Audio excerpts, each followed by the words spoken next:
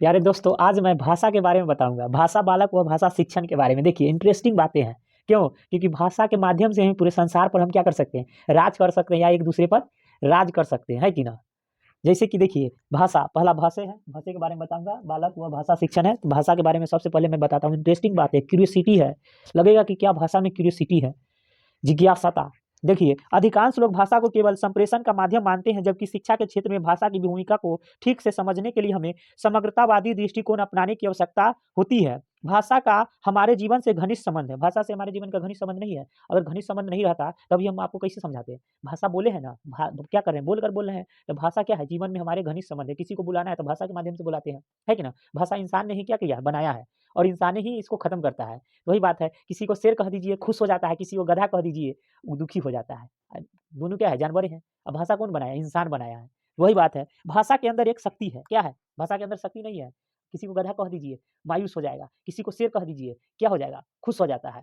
उसके अंदर एक अलग ही जिज्ञासा आ जाता है, क्यूरियोसिटी आ जाता है, मोटिवेट हो जाता है अलग ही। वही बात है, तो कह रहा है कि भाषा के अंदर क्या है, एक शक्ति है, जिसके प्रयोग से मानवीय व्यक्तित्व के अंदर एक निखार आता है। निखार आता है ना, बताइए कि है निखार आता है। तो हमें भाषा को एक बहुआयामी स्थिति में रखकर इसकी पड़ताल करनी होगी, है ना। देखिए, किसी को गाली दे दीजिए, क्या हो जाएगा, भाषा के माध्यम से दे दीजिए। किसी को अच्छा बात बोल दीजिए, किसे कहेंगे, भाषा के माध्यम से बोलेंगे। अब बहुआयामी का मतलब समझ रहे हैं, कि किसी को रे कह के बोला देते, रे कहाँ जाए छे रे, की करे छे रे, कहाँ जा रहा है, क्यों जा रहा है, क्या कर रहा है।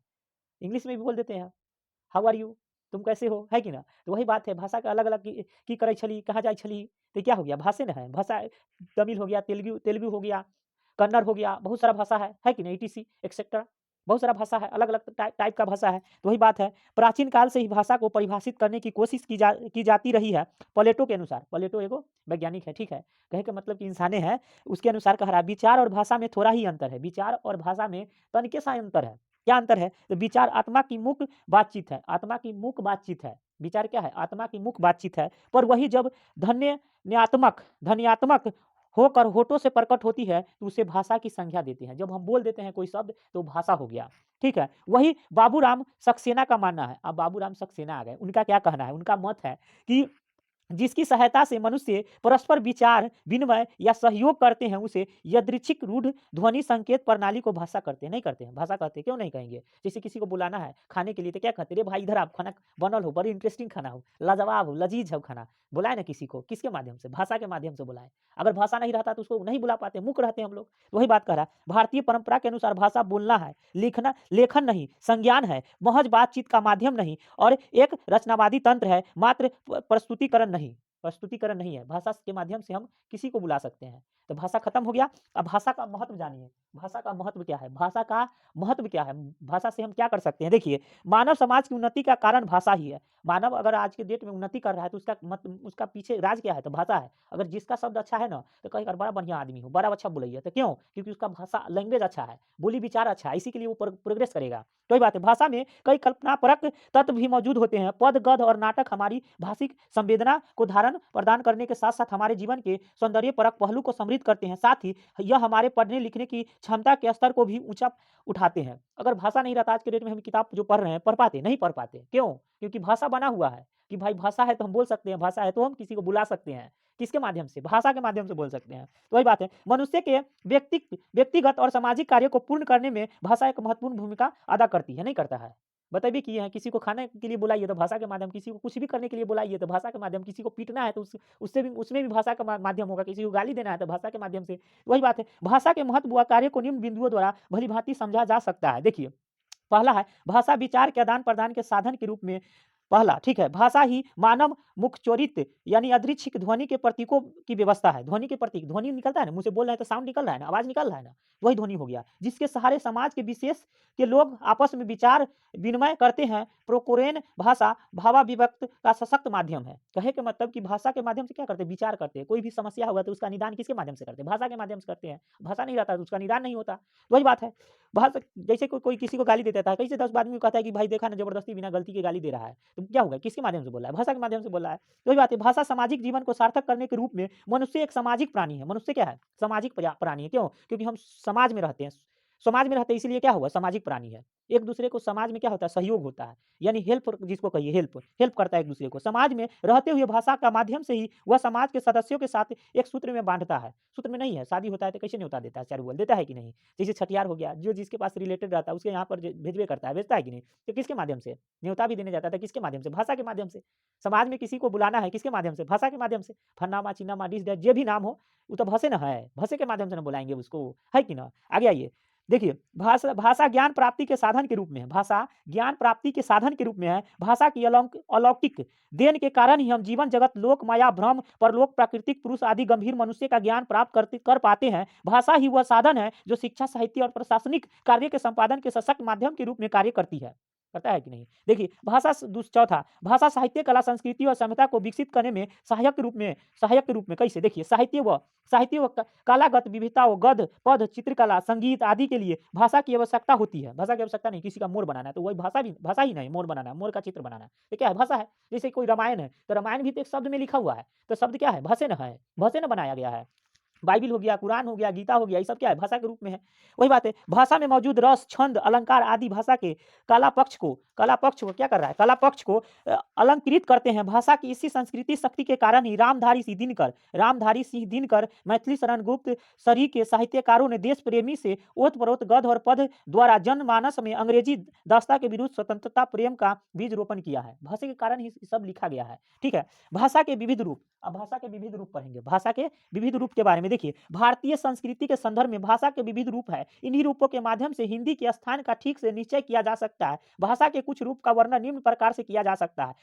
मातृभाषा भाषा का पहला रूप मातृभाषा कहलाता है। जैसे कि भाषा कैसे बोला जाता है, तो मातृभाषा के माध्यम से सबसे पहले बच्चा जन्म लेता है तो मातृभाषा सबसे पहले बोलता है, इसीलिए मातृभाषा कहलाता है, जिसका अर्थ है माँ से ग्रहण की हुई भाषा। माँ जो बोलते हैं वही बच्चा क्या करता है, को रिलेट करके सीखता है। कहे का मतलब एक दूसरे से अंतःक्रिया करके सीखता है, अंतःक्रिया करके सीखता है। वही बात है, माँ की संकल्पना भारतीय संस्कृति में विशाल रूप में देखी जा सकती है। जननी जन्मभूमि सच का संशोधन माँ के लिए ही किया जाता है, अर्थात जन्मभूमि से ग्रहण की गई भाषा मातृभाषा कहलाती है।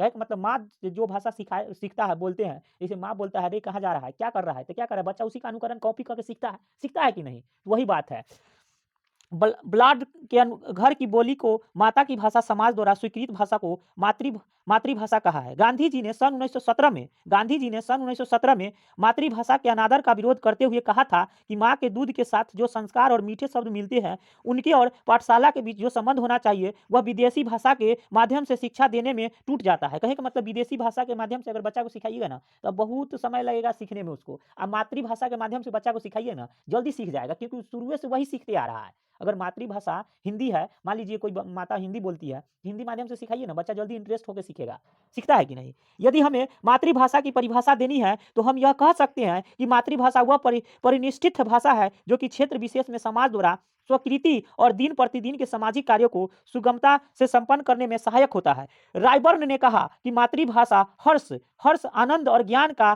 तत्क्षण साधन और स्रोत है, भावों में एवं अभिरुचियों का परिचालक है तथा सृजनात्मक शक्तियों का साधन है। कहे के मतलब कि मातृभाषा क्या है, रुचि है। बच्चा कोई भी चीज सीखता है ना, मातृभाषा में सिखाइए ना, रुचि लेगा, बहुत इंटरेस्ट लेगा तो उसको पढ़ने में अच्छा लगेगा तो खूब पढ़ेगा। राष्ट्रभाषा, देखिए राष्ट्रभाषा के बारे में बता रहे हैं। राष्ट्रभाषा जो भाषा पूरे देश में बोली जाती है एवं राजकाज के सभी कार्यों में एक रूप से प्रयोग की जाती है, वह राष्ट्रभाषा कहलाती है। यानी कि सभी व्यक्ति, जैसे वो कंट्री हो गया इंग्लैंड, वहाँ पर सभी व्यक्ति इंग्लिश में बोलता है तो वहाँ राष्ट्रभाषा कहलाएगा, क्योंकि सभी व्यक्ति वहाँ पर क्या बोला जाता है, राष्ट्रभाषा बोला जाता है, तो वहाँ पर राष्ट्रभाषा के संज्ञा दिया जाएगा, एक ही शब्द बोला जाता है। जैसे कोई व्यक्ति कहता है कम हियर, गो देयर, ये सब क्या है, इंग्लिश शब्द है, तो इंग्लिश शब्द वहाँ पर सभी व्यक्ति बोलेगा, जन्म लेगा वो भी बोलेगा, मरते दम तक बोलेगा, उसी को हम कहेंगे राष्ट्रभाषा। ठीक है, भारत के संदर्भ में हम किसी भी भाषा को राष्ट्रभाषा का दर्जा नहीं दे सकते हैं। भारत में ऐसा देश है जहाँ 28 राज्यों में 28 प्रकार के भाषा बोला जाता है। यहाँ डिस्ट्रिक्ट लेना लीजिए, 15 किलोमीटर 10 किलोमीटर के अंदर में चला जाइए, तरह तरह का भाषा बोला जाता है। इसीलिए इसको राष्ट्रभाषा के रूप में यानी इसको संज्ञा नहीं दिया जा सकता है, क्योंकि सब का अलग अलग भाषा होता है। अब ऐसे भी 1917 में गांधी जी कह दिए हैं कि मातृभाषा को क्या करना चाहिए, सर्वश्रेष्ठ मानना चाहिए। अगर उसको सर्वश्रेष्ठ नहीं मानेंगे तो बच्चा सीखेगा नहीं तो बच्चा प्रोग्रेस नहीं करेगा, तो वही बात कह रहा है। तो इसीलिए भारत में राष्ट्रभाषा की संज्ञा नहीं दिया जा सकता है, क्योंकि 28 राज्य में 28 प्रकार के भाषा बोला जाता है। और 10 किलोमीटर 15 किलोमीटर के रेंजे लेना लीजिए, तरह-तरह के भाषा बोला जाता है। जैसे यहाँ पर ठेठी भाषा बोला जाता है, कहीं और चल जाइए तो आई छलै, जाई छलै, कहीं और जाइए तो वहाँ पर आमी तुमा के भोला-बासी कुछ भी बोल देता है। तरह-तरह का भाषा है। वही बात है, वहाँ की जनता की मातृभाषा एक ही होती है, कहाँ के? जहाँ इंग्लैंड के, यानी कि वहाँ पर खाली अंग्रेजी बोले जाता है। अंग्रेजी में शब्द सबका उच्चारण होता है। वहाँ पर मातृभाषा क्या होता है? एक ही होता है, इसीलिए उसको राष्ट्रभाषा के रूप में संज्ञा दी जाती है। साथ ही उसी भाषा को उस देश की राष्ट्रभाषा भी कहा जा सकता है। परंतु भारत जैसे देश में, जो कि एक बहुभाषी देश है, यानी यहाँ पर तरह-तरह का भाषा बोला जाता है, इसलिए इसको बहुभाषी देश कहा जाता है। जहाँ पर एक ही भाषा बोला जाता है, तो एक भाषी देश कहा जाएगा। वहाँ पर सभी व्यक्ति एक ही रंग का भाषा बोलेगा। वहाँ यह आवश्यक नहीं है कि पूरे देश की जनता एक ही भाषा में वैचारिक विनिमय करे। भारत के संविधान में भी हिंदी भाषा को राजभाषा का दर्जा दिया है, ना कि राष्ट्रभाषा का। कहे का मतलब भारत में हिंदी भाषा को राजभाषा की दर्जा दिया गया है, न कि राष्ट्रभाषा की। राजभाषा मतलब किसी एक राज्य का भाषा, है ना?